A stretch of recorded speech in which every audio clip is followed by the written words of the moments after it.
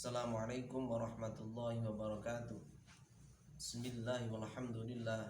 Wassalatu wassalamu ala rasulillah Sayyidina Muhammad bin Abdillah wa ala alihi wa sahbihi wa man tabi'ahu ila yaumil qiyamah.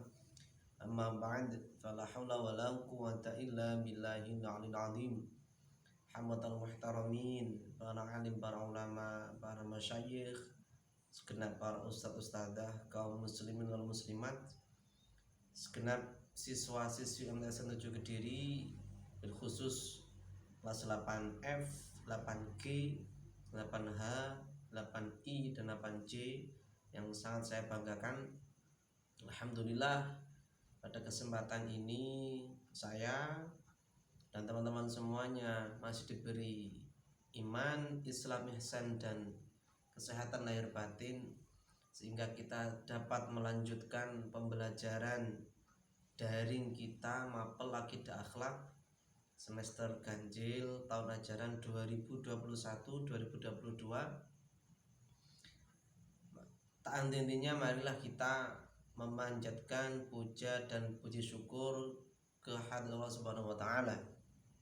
Segenap teman-teman semuanya yang sangat saya banggakan, sebelum saya melanjutkan materi yang dari kemarin yang sudah saya upload di video sebelumnya itu, saya ingin menyampaikan bahwasanya alhamdulillah dari apa yang saya upload kemarin ada respon dari salah satu teman, yaitu siswi dari kelas 8G atas nama Marta Ayu, membuat suatu pertanyaan, jumlahnya 2. Alhamdulillah, pertanyaan sangat bagus, dan ini membuat saya bangga dan semakin semangat untuk membuat video, bahwasanya video ini bisa memahamkan teman-teman semuanya.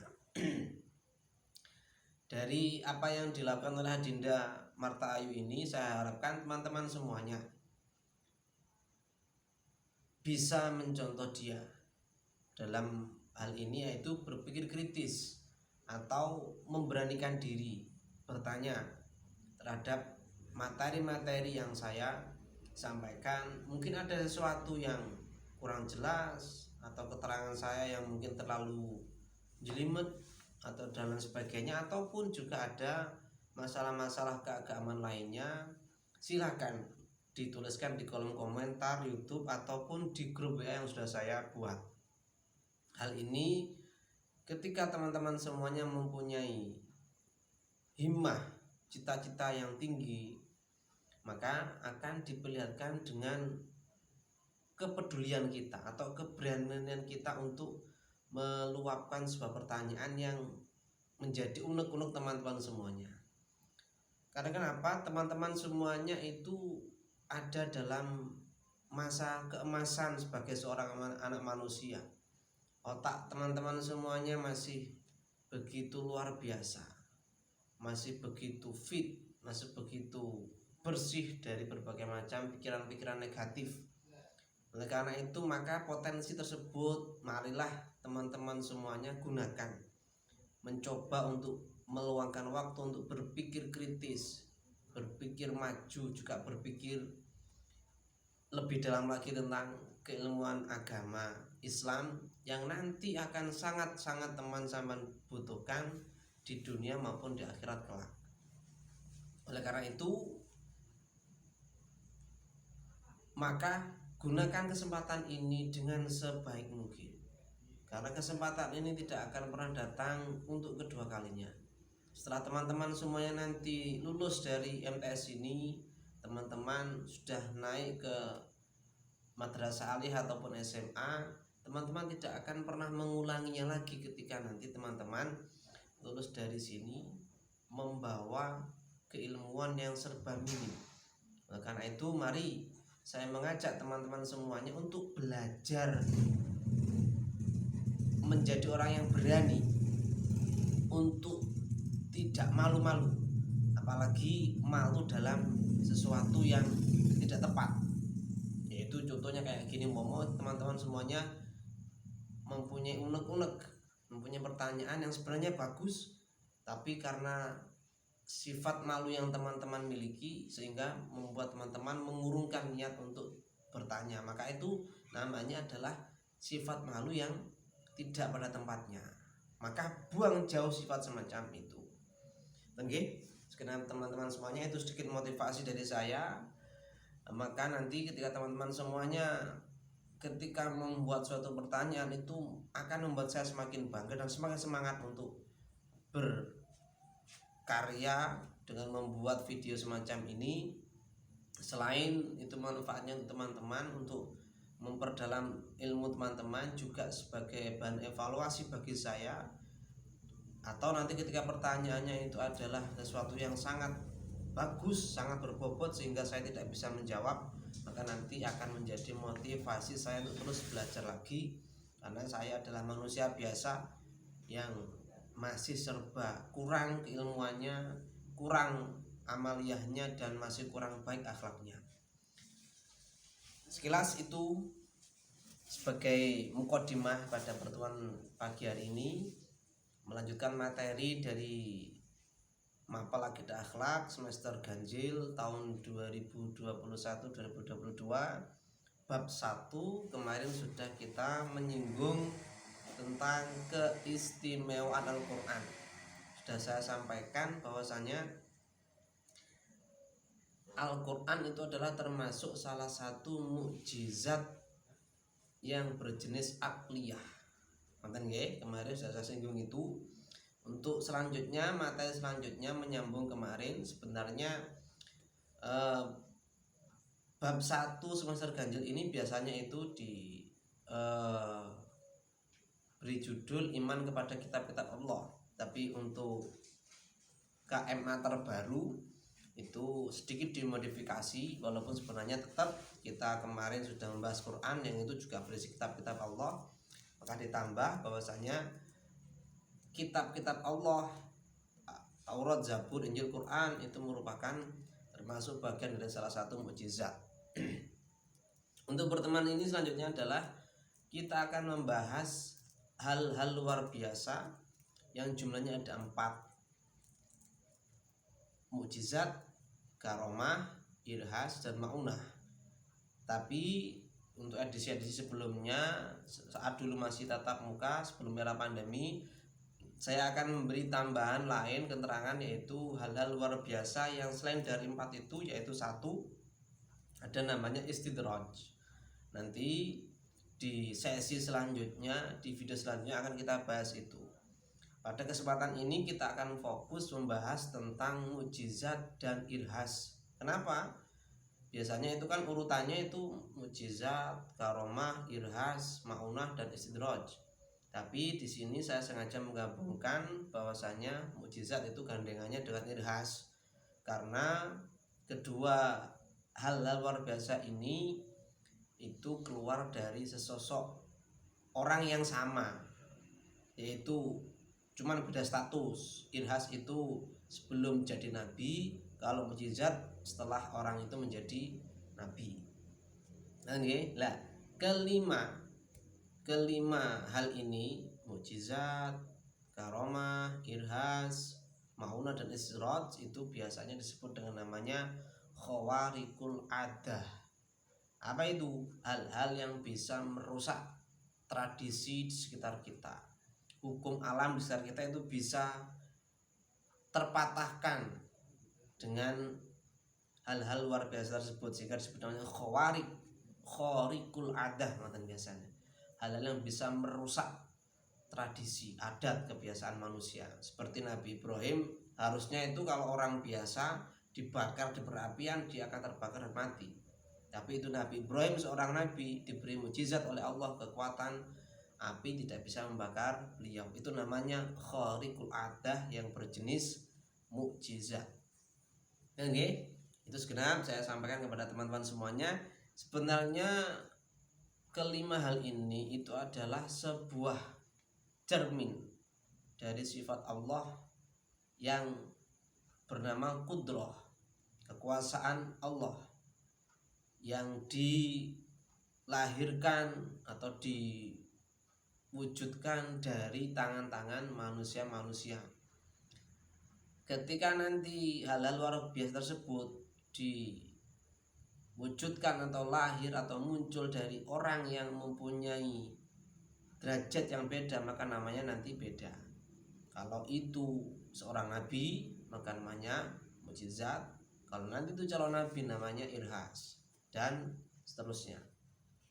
Oke, saya akan memulai dari namanya irhas dulu. Apa itu irhas? Irhas itu adalah hal-hal luar biasa yang muncul dari seorang anak manusia yang berstatus sebagai calon nabi, belum jadi nabi. Saya kembangkan, hampir semua nabi itu diangkat jadi nabi saat mereka umur 40 tahun. Nabi Musa, Nabi Muhammad, Nabi Yusuf dan lain sebagainya, Nabi Ismail, Nabi Ibrahim dan sebagainya, itu diangkat jadi nabi saat mereka berusia 40 tahun. Lah, maka ketika nanti calon-calon nabi ini, agar nanti saat jadi nabi diberi hal luar biasa seperti mukjizat agar tidak kaget, maka dulu sebelum mereka jadi nabi akan diberi oleh Allah hal-hal yang luar biasa yang tidak dimiliki oleh manusia pada umumnya, agar sebagai bentuk dasaran. Nah, itu namanya irhas. Dan irhas secara bahasa berarti mendasari, membuat dasaran. Diiling-iling lagi, dicermati lagi keterangan saya, dibaleni meneh video ini, nggak tenang ya. Irhas secara bahasa berarti dasar, mendasari. Artinya calon-calon nabi ini harus didasari dengan terbiasa memunculkan hal-hal yang luar biasa, sehingga nanti kalau sudah menjadi nabi, ketika hal luar biasa itu semakin besar, dia tidak kaget. Nah, saya contohkan, siapa itu? Nabi Musa contohnya. Nabi Musa saat kecil masih bayi, beliau ditenggelam, atau nopo ceritanya dulu itu dalam satu versi, saat beliau Nabi Musa dalam kandungan ibunya, Raja Fir'aun membuat aturan bahwasanya bayi yang lahir dari golongan Bani Israel ketika nanti itu berjenis kelamin laki-laki maka harus dibunuh. Ketika nanti dilahirkan perempuan maka dijadikan budak, dibiarkan hidup dijadikan budak.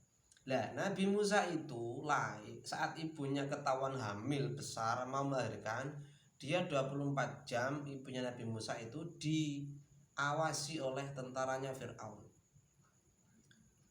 Tapi setelah beliau, ibunya Nabi Musa hendak melahirkan, namanya takdir, tentara Fir'aun itu dipanggil oleh Fir'aun, sehingga sang ibu itu melahirkan bayi laki-laki yang tidak diketahui oleh tentaranya Fir'aun.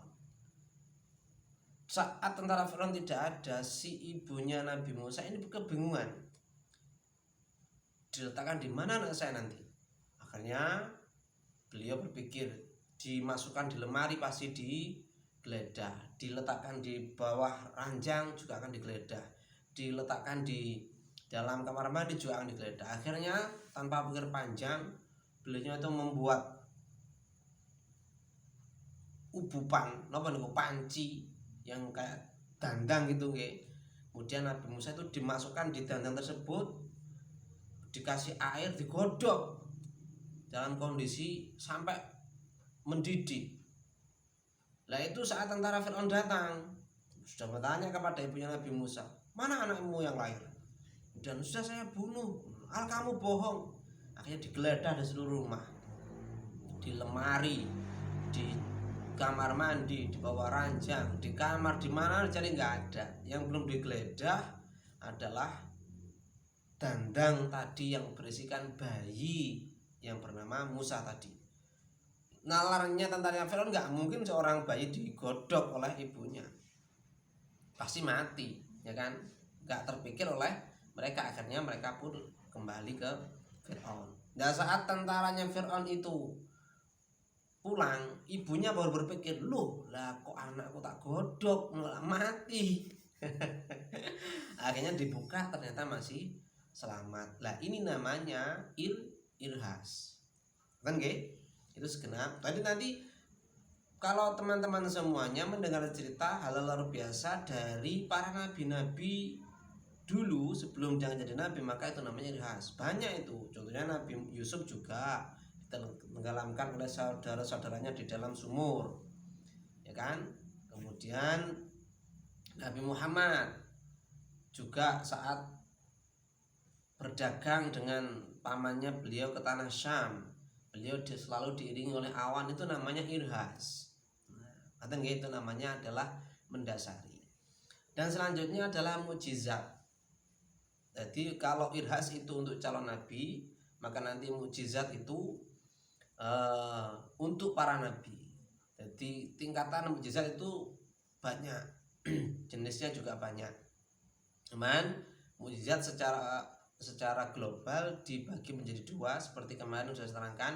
Ada namanya mukjizat akliyah, ada namanya mukjizat kauniyah. Kalau akliyah itu mukjizat, saya bahas secara bahasa dulu. Secara bahasa mukjizat itu berarti dari kata-kata ijaz yang berarti melemahkan, dibentuk ke mabni, ke sigot isim fa'il jadi mukjiz, kemudian ditambah tak marbutoh sebagai bentuk mubalaghah dan mukjizat.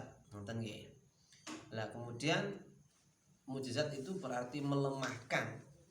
Melemahkan siapa? Melemahkan orang-orang yang menentang kerasulan, kenabian seorang nabi atau seorang rasul. Itu namanya mukjizat. Jadi itu tidak bisa dibantah dan tidak bisa dinalar oleh akal. Ngerti nggih? Lah, mukjizat itu ketika nanti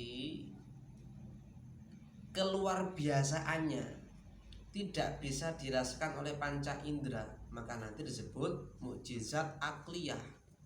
Hanya bisa diterima oleh akal, tidak bisa dirasakan oleh panca indera. Seperti kitab-kitab suci yang 4 itu, Taurat, Zabur, Injil, Quran, itu mempunyai kemukjizatan yang berjenis akliyah.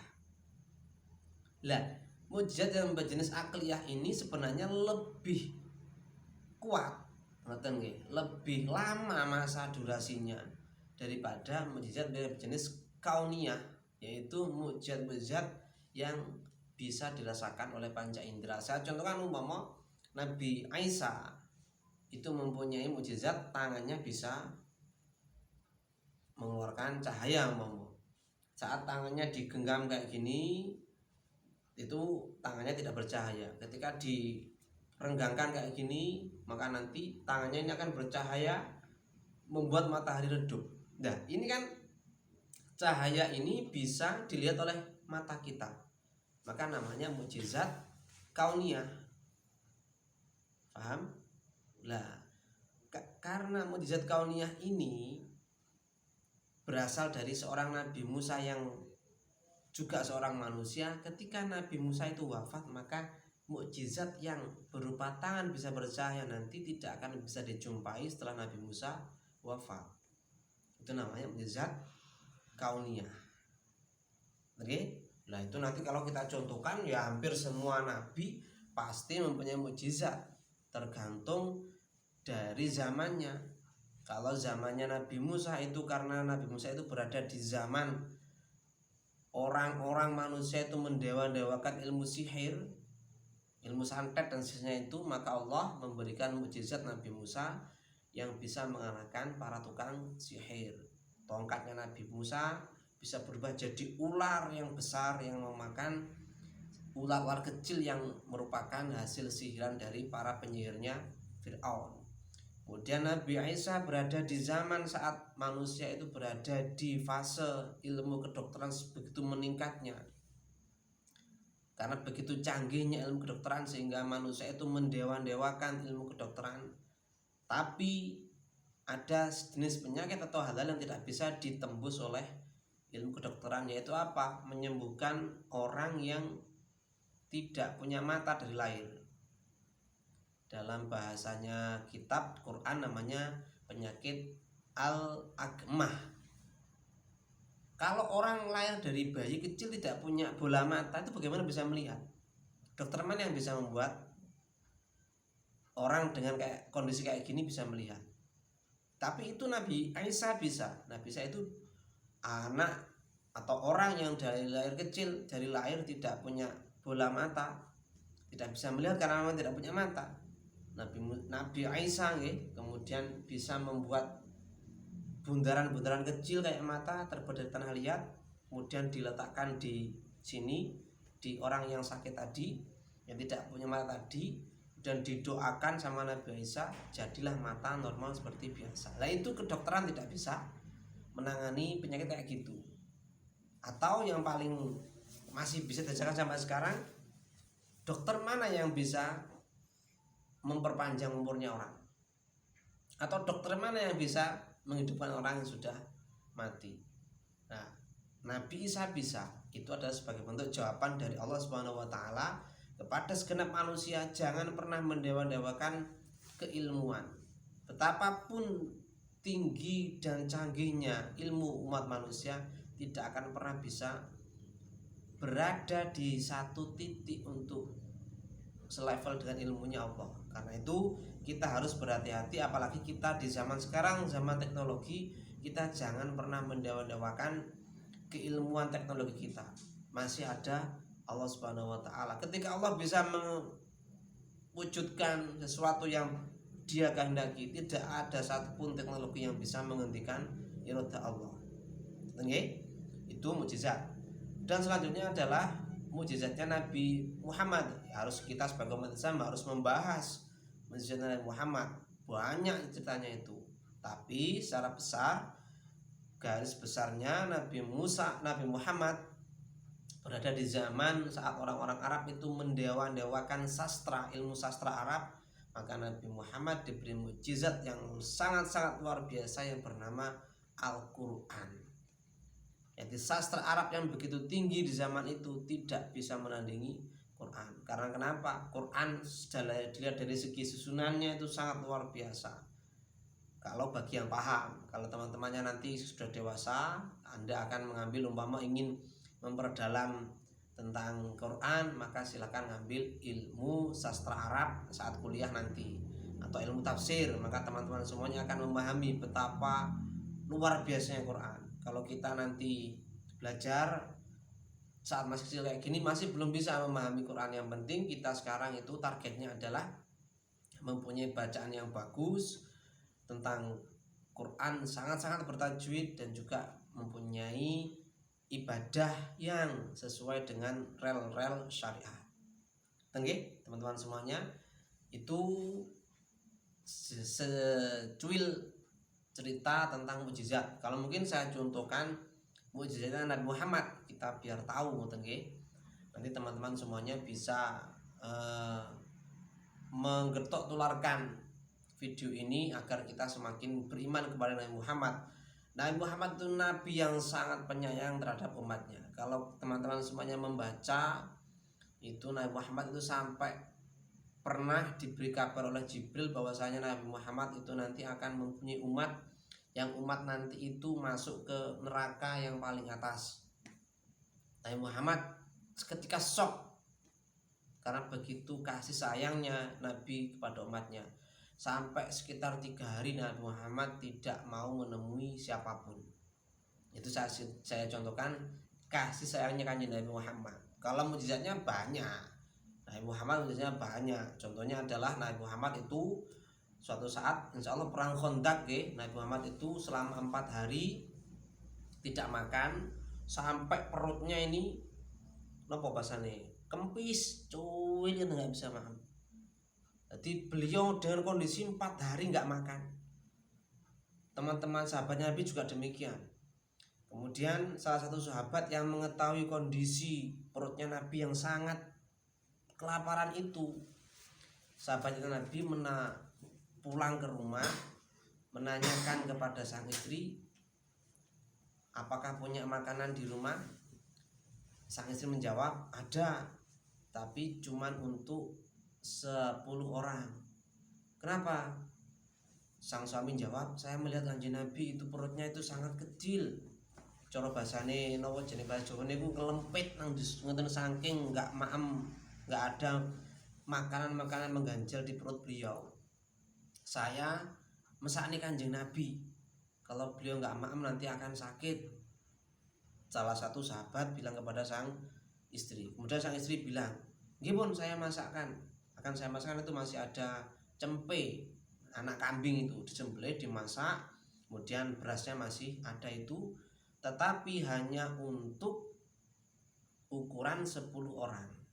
Jadi beliau sahabat datang kepada Kanjeng Nabi sambil bisik Kanjeng Nabi, dibisik Kanjeng Nabi. "Kanjeng Nabi, silakan ke rumah saya.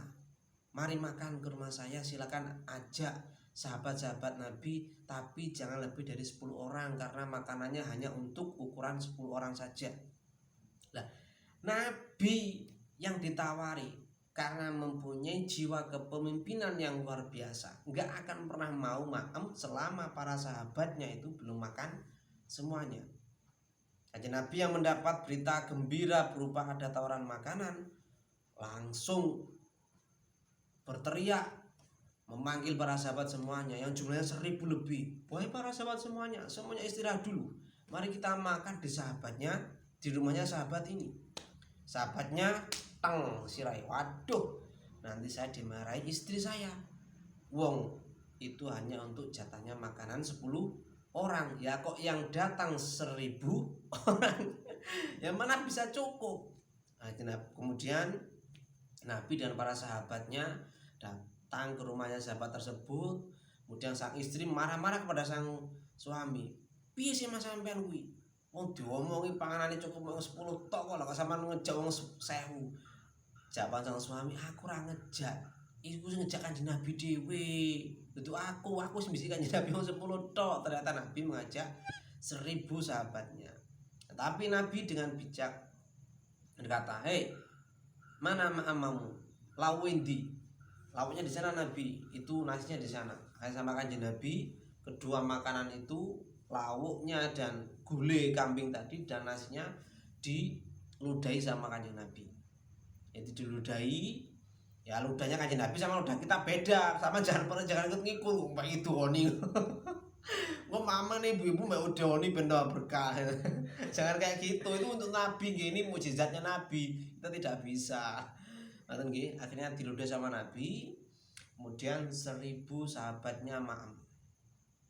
Kanjeng Nabi tidak makan sebelum semua sahabatnya makan. Itulah pemimpin yang luar biasa. Tidak sama seperti pemimpin yang ada di bangsa kita, ya kan. Para rakyatnya kelaparan, pemimpinnya traveling ke Singapura, ya kan, makanannya enak-enak. Itu bukan pemimpin, itu adalah garong gitu ya. Kalau Nabi Muhammad, makanan yang untuk jatahnya 10 orang itu dikasihkan untuk sahabatnya berjumlah 1000.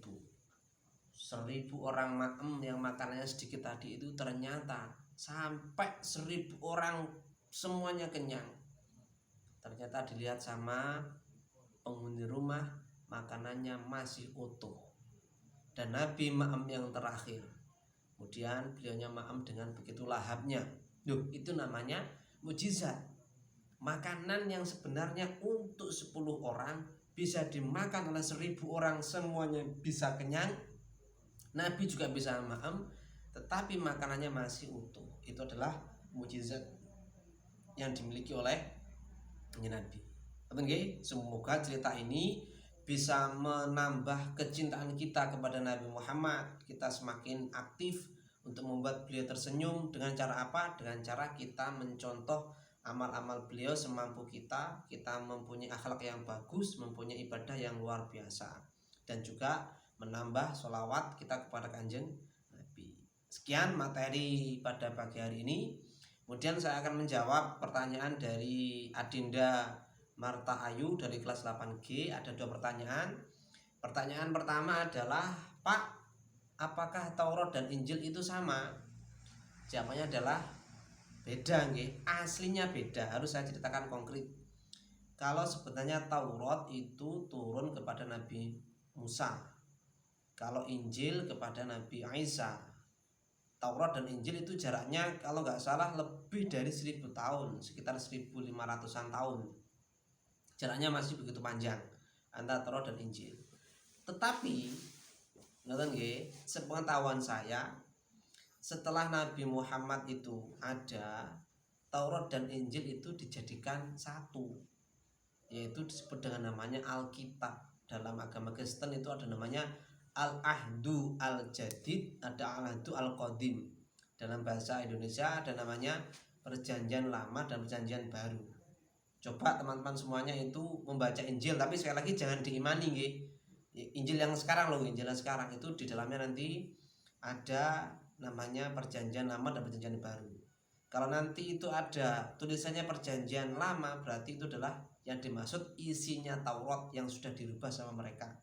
Dan kalau nanti ada tulisannya Perjanjian Baru, maka itu namanya adalah Injil. Dan itu jadikan satu sekarang itu. Saya alhamdulillah sudah pernah khatam baca Injil itu 2006, insya Allah saya masih kelas 1 MTS saya itu sudah pernah baca Injil sampai khatam. Tetapi saya nggak mengimani ya sebagai bentuk ya sepingin roh tok ngoten mau. Ngoten nggih dari Mbak Marta Ayu, semoga bisa difaham. Dan pertanyaan selanjutnya adalah, Pak, apakah ketika nanti kita memahami Quran itu salah, kita termasuk musyrik? Jawabannya adalah musyrik dalam hal apa dulu ini? Kalau musyrik dalam arti menyekutukan Allah ya jelas tidak. Tetapi sekali lagi jangan pernah memahami Al-Quran secara langsung.